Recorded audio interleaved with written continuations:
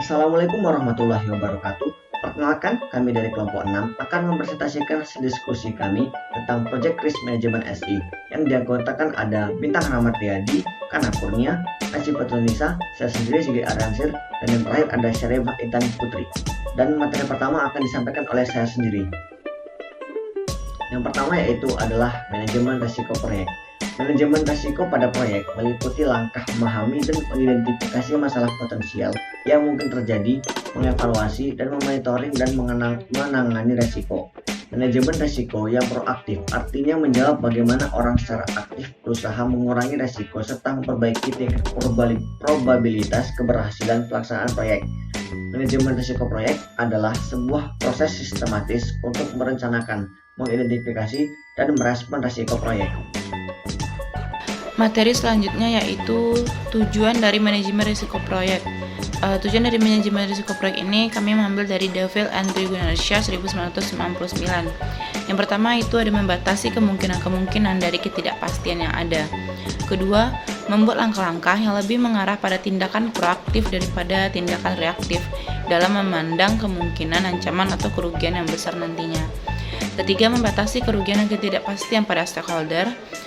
Keempat, menjaga kesinambungan program operasi sehingga tidak terganggu dengan kejadian-kejadian yang belum terantisipasi. Dan selanjutnya, menjalankan program manajemen risiko secara efektif sehingga mempunyai pengaruh yang menguntungkan dan bukan menimbulkan biaya baru. Selanjutnya ada manfaat manajemen risiko proyek. Yang pertama yaitu dapat mengantisipasi ataupun menghindari masalah yang akan datang. Kedua, mencegah peristiwa-peristiwa yang mengejutkan. Ketiga, meningkatkan kemampuan untuk bernegosiasi. Selanjutnya dapat memperoleh komitmen pelanggan, dapat mereduksi pelanggaran jadwal, dan dapat memproduksi biaya melebihi anggaran yang tersedia. Selanjutnya ialah jenis-jenis manajemen risiko. Terdapat beberapa jenis manajemen risiko antara lain yaitu yang pertama, risiko reputasi. Reputasi adalah hal yang paling penting untuk sebuah perusahaan. Pada saat reputasi jatuh, maka kehancuran sebuah perusahaan sudah ada di depan mata. Hal yang bisa dilakukan manajemen puncak untuk pemulihan risiko tersebut adalah yang pertama, mengakui bahaya. Yang kedua, mengevaluasi dari risiko tersebut.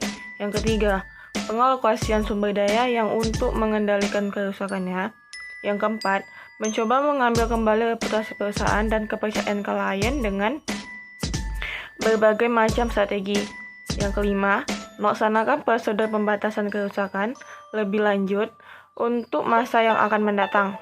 Yang kedua, jenisnya yaitu risiko pasar.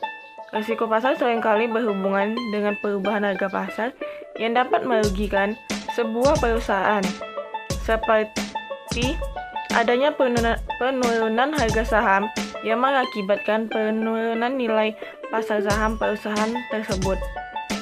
Hal ini menjadikan kerugian perusahaan karena harga saham akan bergerak di arah yang tidak menguntungkan dan dapat mengakibatkan sebuah perusahaan mengalami kerugian yang besar.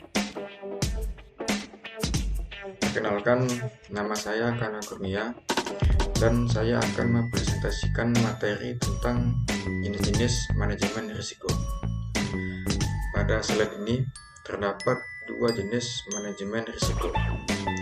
Ada risiko reputasi dan ada risiko pasar. Adapun yang dimaksud dengan risiko reputasi adalah risiko yang terjadi akibat publikasi negatif yang mempengaruhi citra perusahaan. Reputasi juga adalah hal yang paling penting untuk sebuah perusahaan. Pada saat suatu reputasi jatuh, maka kehancuran sebuah perusahaan sudah ada di depan mata. Lalu ada risiko pasar. Dikatakan risiko pasar apabila terjadi perubahan faktor pasar. Risiko pasar itu sendiri dapat diukur menggunakan 5 pendekatan, yaitu sensitivity analysis, stress testing, skenario testing, capital asset pricing model, dan value at risk. Disitasi dari Morrison tahun 2002. Risiko pasar juga seringkali berhubungan dengan perubahan harga pasar yang dapat merugikan sebuah perusahaan. Dan untuk slide ini juga terdapat dua jenis risiko kredit, dua jenis manajemen risiko.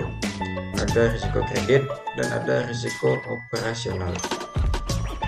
Risiko kredit biasa terjadi di perusahaan yang melaksanakan skema penjualan dengan cara kredit. Risiko ini juga dapat menimpa perusahaan yang bergerak di bidang lembaga keuangan. Risiko ini adalah budaya kuno yang disebabkan ketidakmampuan untuk mengekstrak perjanjian atau pinjam-meminjam dalam mitra bisnis.